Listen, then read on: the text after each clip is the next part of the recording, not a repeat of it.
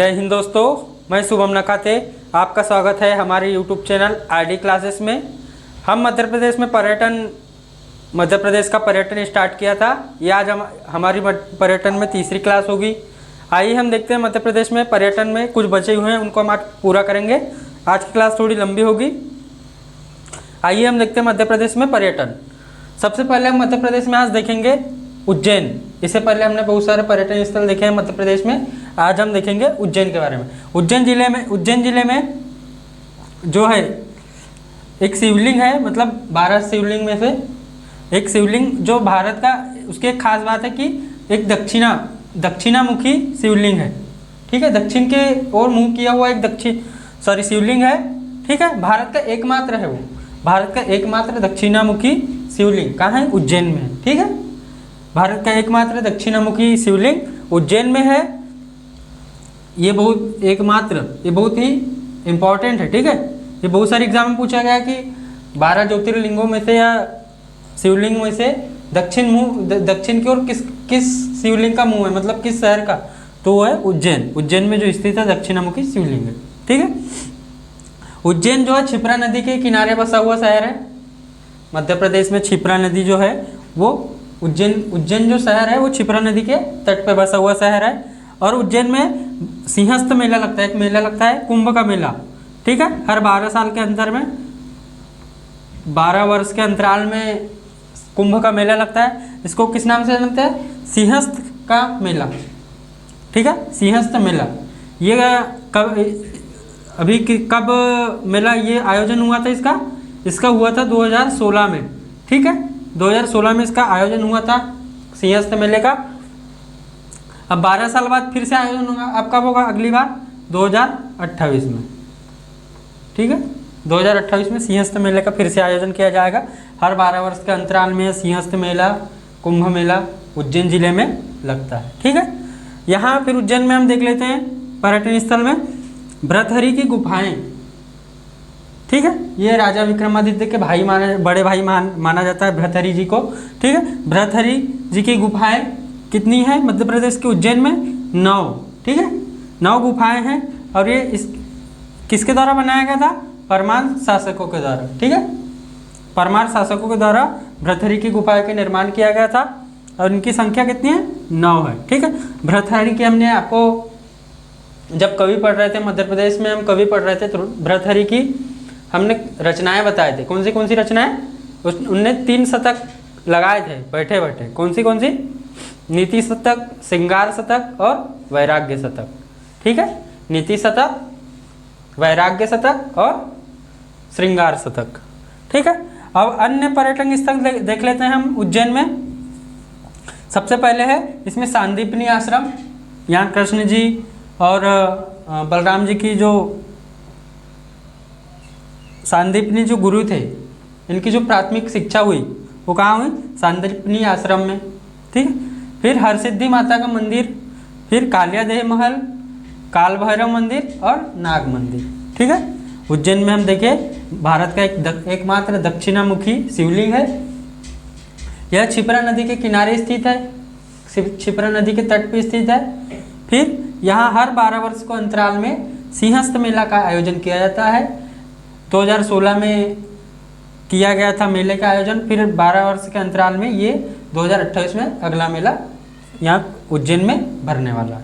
ठीक है, फिर हमने देखे भृतहरि की गुफाएं, इनकी संख्या 9 है और ये परमार शासकों द्वारा बनाया गया था। ठीक है, इसमें अन्य पर्यटक स्थल है सांदीपनि आश्रम, हरसिद्धि माता मंदिर, कालियादेह महल, काल भैरव मंदिर और नाग मंदिर। ठीक है, अब हम देख लेते हैं खरगोन जिला। खरगोन में सबसे पहले हम देख लेते हैं महेश्वर। ठीक है, महेश्वर थी वह महेश्वर जो है वो रानी अहिल्याबाई की राजधानी थी। ठीक है, जब हम मध्य प्रदेश का इतिहास पढ़ेंगे तब हम इसके बारे में बहुत अच्छे से चर्चा करेंगे। जो महेश्वर है वह रानी अहिल्याबाई होलकर वंश की, मतलब होलकर वंश की एक रानी हुई अहिल्याबाई, उनकी राजधानी थी। ठीक है, महेश्वर। ठीक है, अब इस महेश्वर में देख लेते हैं अहिल्या संग्रहालय है, फनसे एवं पेशवा घाट है इसी महेश्वर घाट पे। ठीक है, फनसे एवं पेशवा घाट नर्मदा नदी के तट पे है ये। खरगोन महेश्वर बसा हुआ रानी अहिल्याबाई की राजधानी थी। इसी में महेश्वर में अहिल्या संग्रहालय है। फनसे एवं पेशवा घाट है। फिर इसी में सहस्त्रधारा जलप्रपात है। ठीक है, क्या क्या है? रानी अहिल्याबाई की राजधानी थी, अहिल्या संग्रहालय है, फनसे एवं पेशवा घाट है, फिर सहस्त्रधारा जलप्रपात है। ठीक है, अब देख लेते हैं हम।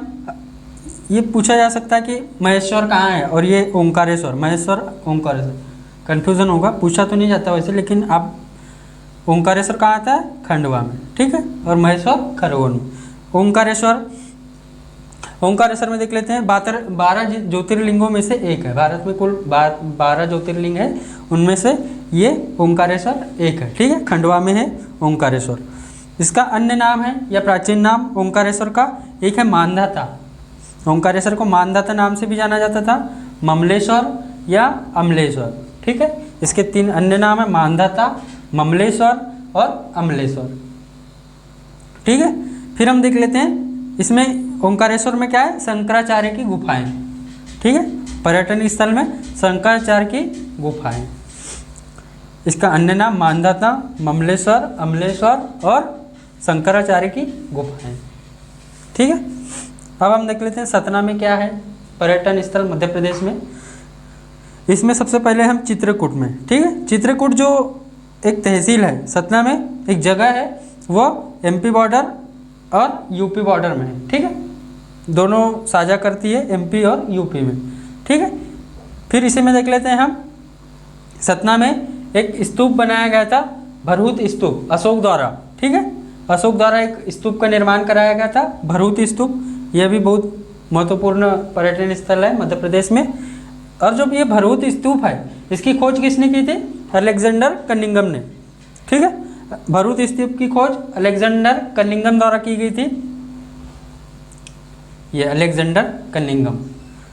भरहुत स्तूप अशोक द्वारा निर्माण कहाँ है? सतना, चित्रकूट में। ठीक है, अब हम देख लेते हैं सतना में और क्या क्या है अन्य पर्यटन स्थल। सबसे पहले है इसमें महर्षि अत्रि का मंदिर।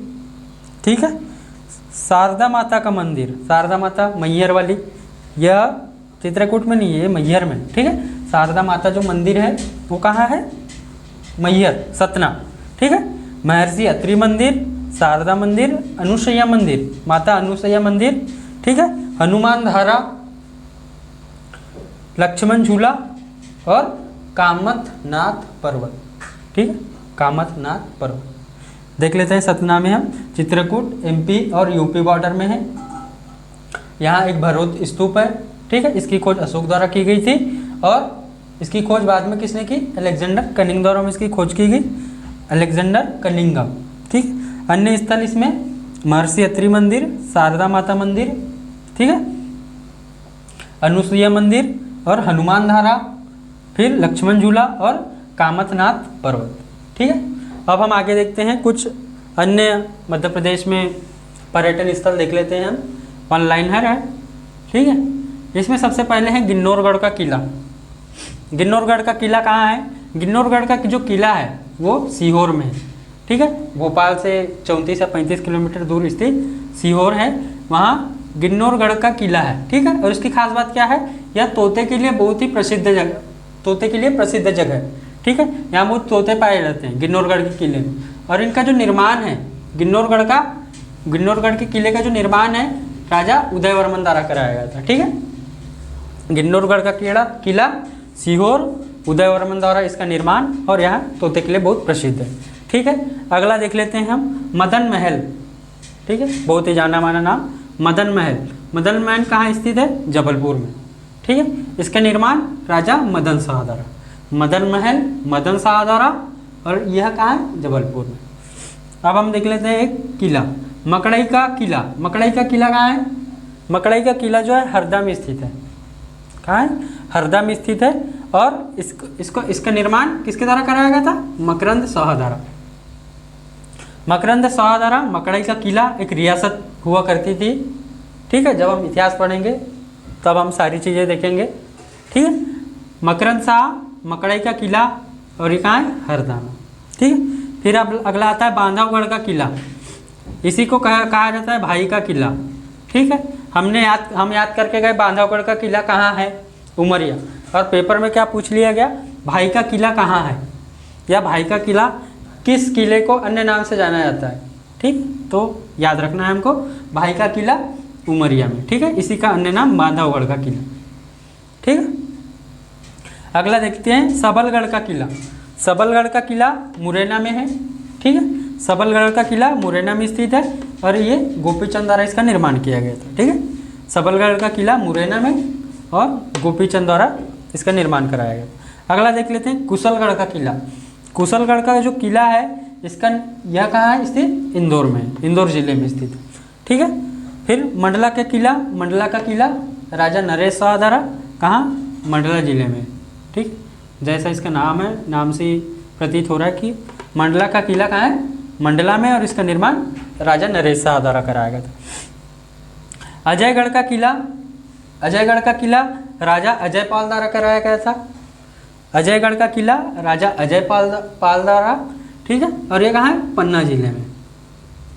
ठीक है, पन्ना जिले में अजयगढ़ का किला अजयपाल द्वारा, और ये कहाँ है, पन्ना में स्थित है। ठीक है, राजा अमन महल, राजा अमन महल जो है वो कहाँ स्थित है, पन्ना में स्थित है। ठीक है, अगला देख लेते हैं हम नरवर का किला, ये कहाँ स्थित है, शिवपुरी में। ठीक है, और इसको किस राजा ने बनाया था, राजा नल ने। ठीक है, एक बार फिर से देख लेते हैं गिन्नौरगढ़ का किला, जिला सीहोर, इसके जो निर्माण करता है वो उदयवर्मन है। ये किसके लिए प्रसिद्ध है, तोते के लिए बहुत प्रसिद्ध है। मदन महल जबलपुर में स्थित है, राजा मदन शाह ने इसका निर्माण कराया।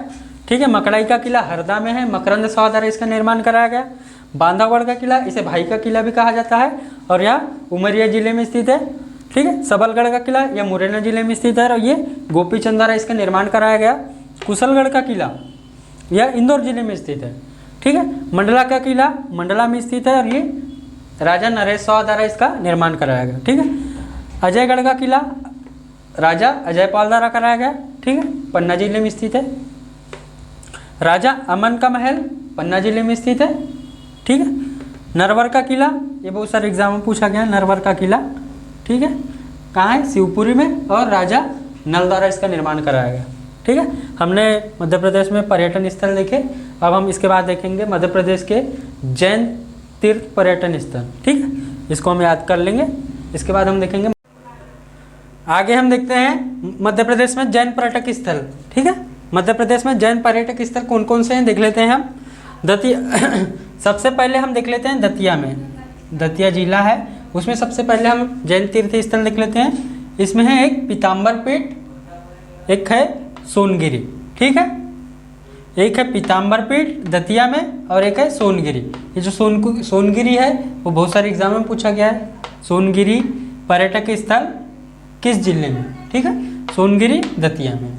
ठीक है, जब हमको सोना रहता है तो हम कहाँ गिरते हैं, दतिया, दतिया को खटिया। ठीक है, इस प्रकार से हम याद रख सकते हैं, सोनगिरी दतिया में, पीताम्बर पीठ दतिया में। अगला देख लेते हैं दमोह, दमोह में एक है कुंडलवन। ठीक है, कुंडलवन जैन पर्यटक स्थल कुंडलवन, दमोह में कुंडलवन, दमोह में कुंडलवन। ठीक है, लगातार आपको पढ़ना पड़ेगा रोज रोज रोज, तभी हमको याद हो गए। ठीक है, पर्यटक स्थल दमोह में कुंडलवन। बड़वानी में अगला जिला है बड़वानी। बड़वानी में जो पर्यटक स्थल है जैन वो है 52 गजा। ठीक है, 52 गजा जैन तीर्थ स्थल है। ठीक है, यहाँ जो है भगवान बाहुबली की मूर्ति है स्थित है। ठीक है, भगवान बाहुबली की मूर्ति स्थित है। यह कितने फीट की है, 72 फीट की। वैसे तो इसका 52 गजा नाम मतलब ये 52 हाथ ऊंची मूर्ति है, मतलब हाथ में गिनेंगे जब आप हम इसे तो ये 52 हाथ होगी, इसीलिए इसका नाम 52 गजा है। ठीक है, और फीट में अगर अपन इसको काउंट करेंगे तो ये 72 फीट होगा। ठीक है, अगला देख लेते हैं। ये अभी जो जनवरी 2021 में जो सब ग्रुप 4 ग्रुप 2 की जो एग्ज़ाम हुई थी उसमें ये सवाल पूछा गया था। ठीक है, लेबर इंस्पेक्टर वाली जो एग्ज़ाम हुई थी वहाँ पूछा गया था ये 52 गजा वाला सवाल। ठीक है, ठीक है, याद रखिएगा ये। अगला है इंदौर। इंदौर में स्थल देख लेते हैं, गोमटगिरी है एक और एक है पावागिरी। ठीक है, इंदौर में गोमटगिरी और पावागिरी। ठीक है। अगला है देवास, देवास में पुष्पगिरी, पुष्पगिरी देवास में पुष्पगिरी। ठीक है। और ये किस तहसील में है? कभी कभी जिले का नाम पूछ लेता है एग्जाम में, कभी कभी ये तहसील है, सोनकच्छ तहसील। ठीक है, वहाँ है पुष्पगिरी। ठीक है, एक बार फिर से हम रिवाइज कर लेते हैं पूरा। दतिया में है पीताम्बरपेट और सोनगिरी। ठीक है। दमोह में कुंडलवन, बड़वानी में है 52 गजा मंदिर।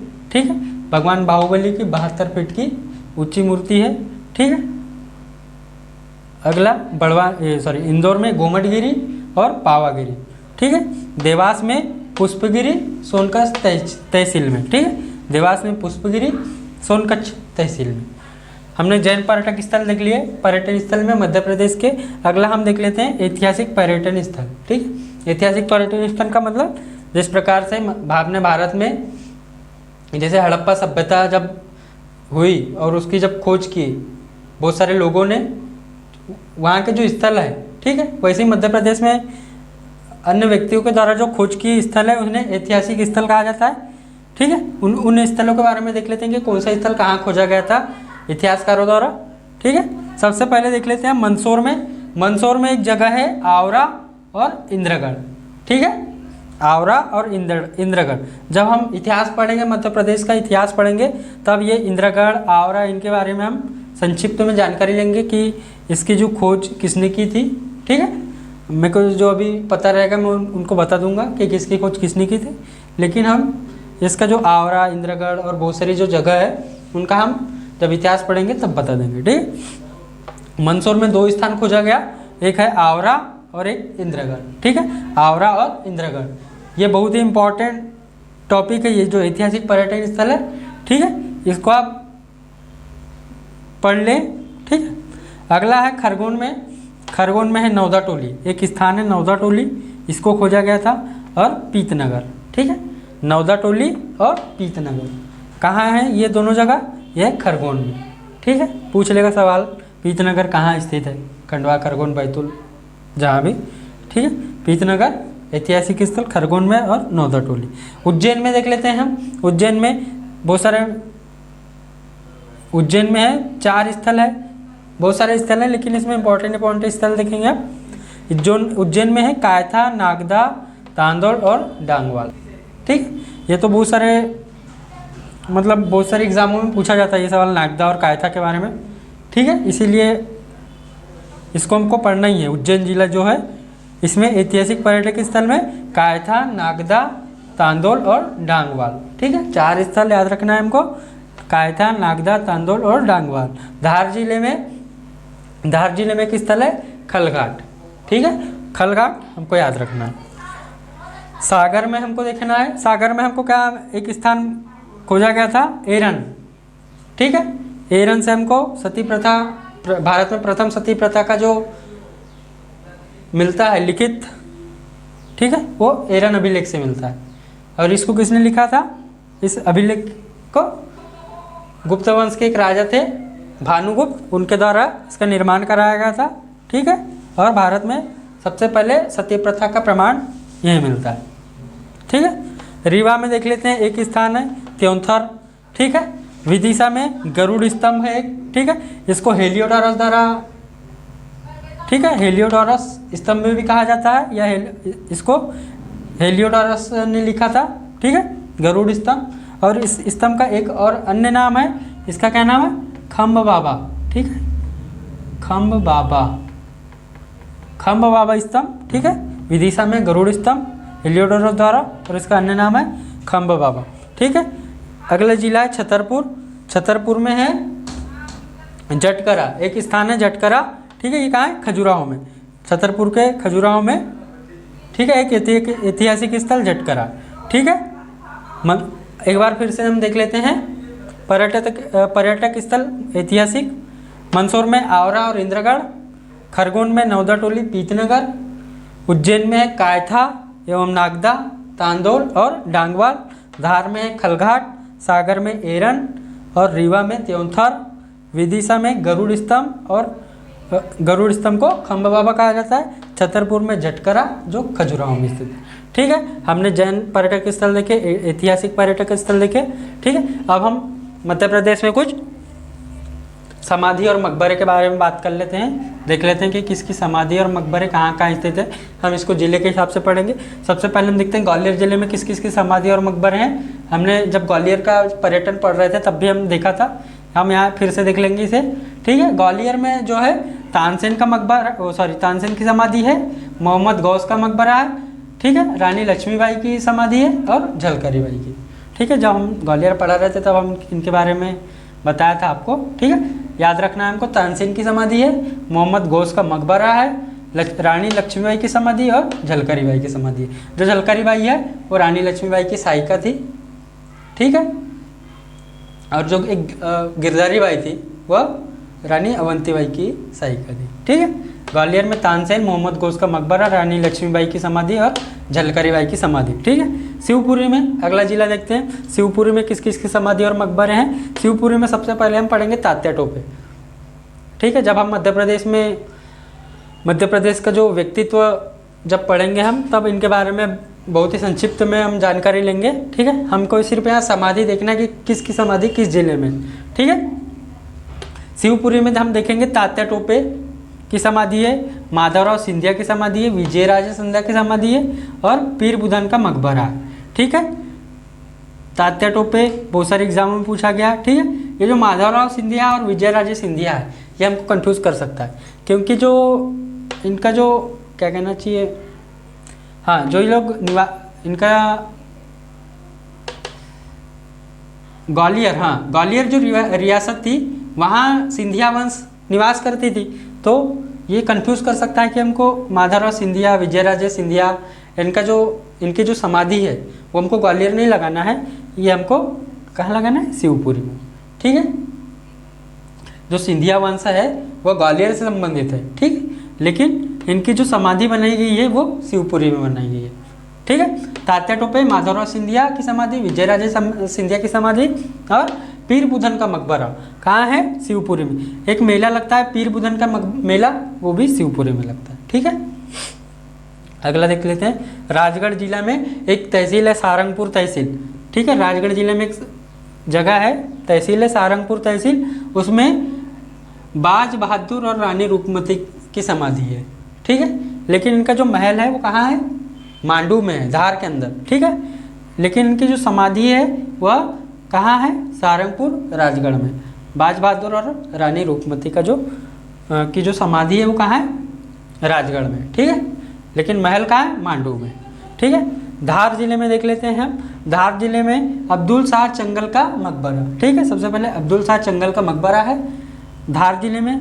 और धार में एक स्थान है मांडू, मांडू में क्या है, होसन शाह का मकबरा है और महमूद खिलजी की समाधि है। ठीक है, धार में देखेंगे अपन अब्दुल शाह चंगल का मकबरा है, और धार के अंदर ही मांडू जो स्थान है वहाँ है होसन शाह का मकबरा और महमूद खिलजी की समाधि। ठीक है, हम देख लेते हैं चंदेरी में, चंदेरी अशोकनगर में बैजू बावरा की समाधि है। ठीक है, बैजू बावरा की समाधि है। बहुत सारे एग्जामों में कांस्टेबल की जो एग्ज़ाम होती है या वनडे एग्ज़ाम, कोई भी पटवारी, उसमें बहुत सारे एग्जामों में पूछा जाता है कि ये समाधि और मकबरे से सवाल पूछा जाता है। ठीक है, तो हमको याद रखना है चंदेरी में बैजू बावरा की समाधि है। ठीक है, फिर अगला जिला है बड़वानी। बड़वानी में एक जगह है राजघाट, जहाँ महात्मा गांधी की समाधि है। वैसे तो महात्मा गांधी की समाधि कहाँ है, दिल्ली के राजघाट में, लेकिन राजघाट में जो बड़वानी में राजघाट बनाया गया है वहाँ महात्मा गांधी की समाधि है। ठीक है, मध्य प्रदेश में और एक कहना चाहिए जबलपुर तिलवारा घाट। ठीक है, तिलवारा घाट में महात्मा गांधी की जो अस्थियाँ थी वहाँ विसर्जन किया गया था, वहाँ भी बनाया गया। ठीक है, लेकिन जो सही बड़ी हुई जो समाधि है राजघाट कहाँ है, दिल्ली में स्थित है। ठीक है, याद रखना है महात्मा गांधी की समाधि राजघाट बड़वानी में। खरगोन, ठीक है, खरगोन में देख लेते हैं हम, खरगोन में जो पेशवा बाजीराव थे। ठीक है, मराठा वंश में एक पेशवा हुए बाजीराव पेशवा। एक मूवी आई थी इनकी बाजीराव मस्तानी, जो रणवीर सिंह जिसने किरदार निभाया था पेशवा बाजीराव का। ठीक है, उनकी समाधि कहाँ है, खरगोन जिला में। ठीक है, अब इनका जन्म पूछ लेता है कभी, इनका जन्म कहाँ हुआ था, धार में। ठीक है, इनकी समाधि पेशवा बाजीराव खरगोन में। ठीक है। अगला जिला बुरहानपुर। बुरहानपुर में हम देख लेते हैं दौलत खां लोधी का मकबरा है। ठीक है। मुमताज़ की कब्र है और शहजादा परवेज की का मकबरा है। ठीक है। दौलत खां लोधी का मकबरा बुरहानपुर में, मुमताज़ की कब्र है और शहजादा परवेज का मकबरा है। ठीक है। अगला जिला देख लेते हैं हरदा। हरदा में है कान्हा बाबा की समाधि। ठीक है। वहाँ एक मेला भी लगता है कान्हा बाबा का मेला, और कान्हा बाबा की समाधि हरदा के सोडलपुर में। ठीक है। हरदा के सोडलपुर में कान्हा बाबा का मेला और समाधि दोनों है। ठीक है। पन्ना जिले में देख लेते हैं हृदय शाह का मकबरा। ठीक है। पन्ना जिले में हृदय शाह का मकबरा है। मंडला जिले में गिरधारी बाई की समाधि है। किसकी सहायिका थी? या अवंती बाई की सहायिका थी। ठीक है। मंडला जिले में गिरधारी बाई की समाधि है और यह अवंती बाई की संरक्षिका थी। ठीक है। उज्जैन में देख लेते हैं हम मसेंद्र पीर का मकबरा। ठीक है। मसेंद्र पीर का मकबरा कहाँ है? उज्जैन में। हम एक बार फिर से देख लेते हैं समाधि और मकबरे, हमने इतने सारे पढ़े। ठीक है। एक बार फिर से हम रिवाइज कर लेते हैं एक बार। ग्वालियर में तानसेन की समाधि, मोहम्मद गौस का मकबरा, रानी लक्ष्मीबाई की समाधि और झलकरी बाई की समाधि। ठीक है। शिवपुरी में देख लेते हैं तात्या टोपे की समाधि, माधवराव सिंधिया की समाधि, विजयराजे सिंधिया की समाधि और पीर बुधान का मकबरा। ठीक है। राजगढ़ सारंगपुर में देख लेते हैं, जो तहसील है सारंगपुर राजगढ़ जिले में, वहाँ बाज बहादुर और रानी रूपमती का मकबरा है। ठीक है। मकबरा है और इनका जो महल है वो कहाँ है? मांडू धार में। अब धार जिले में देख लेते हैं अब्दुल शाह चंगल का मकबरा है, फिर मांडू में होसन शाह का मकबरा और मोहम्मद खिलजी की समाधि है। ठीक है। चंदेरी में बैजू बावरा की समाधि है। बड़वानी में के राजघाट में महात्मा गांधी की समाधि है। खरगोन जिले में पेशवा बाजीराव की समाधि है। बुरहानपुर में दौलत खां लोधी का मकबरा है। मुमताज़ की कब्र है। शहजादा परवेज का मकबरा है। हरदा में कान्हा बाबा की समाधि है और पन्ना में हृदय शाह का मकबरा है। मंडला में गिरधारी बाई की समाधि है और उज्जैन में मसेंद्र पीर का मकबरा है। ठीक है। तो और एक दो याद आ रहा है मुझे, बहुत इम्पोर्टेंट है वो, तो यहाँ लिख देते हैं। एक है रानी दुर्गावती। ठीक है। रानी दुर्गावती भूल गए थे हम। रानी दुर्गावती का जो की समाधि है वो कहाँ है? जबलपुर में। ठीक है। जब हम मध्य प्रदेश के व्यक्तित्व पढ़ेंगे तब हम इनके बारे में बहुत ही अच्छे से, और इतिहास पढ़ेंगे जब इनके बारे में बहुत अच्छे से चर्चा करेंगे। जबलपुर में रानी दुर्गावती की समाधि। और एक है नवाब सिद्दीकी हसन। ठीक है। नवाज सिद्दीकी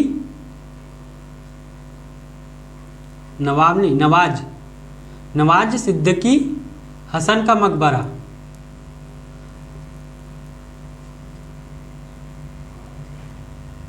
ये कहाँ है? भोपाल में। ठीक है। बहुत ही इंपॉर्टेंट है। नवाज सिद्दीकी हसन का मकबरा कहाँ है? भोपाल में। और रानी दुर्गावती का जो समाधि है वो है जिला जबलपुर में। ठीक है। हमने देख लिया रानी दुर्गावती जबलपुर और नवाब सिद्दीकी हसन का मकबरा भोपाल जिले में। तो दोस्तों हमने आज मध्य प्रदेश का जो पर्यटक था उसकी हमने आज अंतिम क्लास ली। मध्य प्रदेश में हमने सबसे पहले पर्यटक स्थल में सबसे पहले हमने देखा मध्य प्रदेश के कुछ पर्यटक स्थल, उसके बाद में जिले के वाइज पढ़ रहे थे हम। फिर उसके बाद हमने देखा मध्य प्रदेश में जैन पर्यटक स्थल, फिर ऐतिहासिक पर्यटक स्थल, फिर इसमें हमने देखा समाधि एवं मकबरे। ठीक है।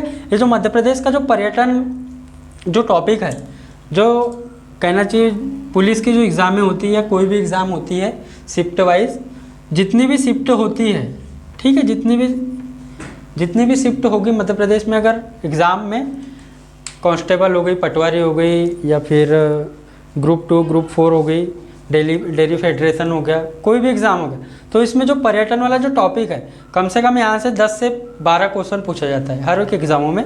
बहुत ही इंपॉर्टेंट है। ये थोड़ा लंबा चैप्टर था इसलिए हम इन्हें 3 दिन में समाप्त किया। ये आज हमारी अंतिम क्लास थी, तीसरी क्लास थी। तो उम्मीद करता हूँ दोस्तों आपको ये क्लास पसंद आई होगी।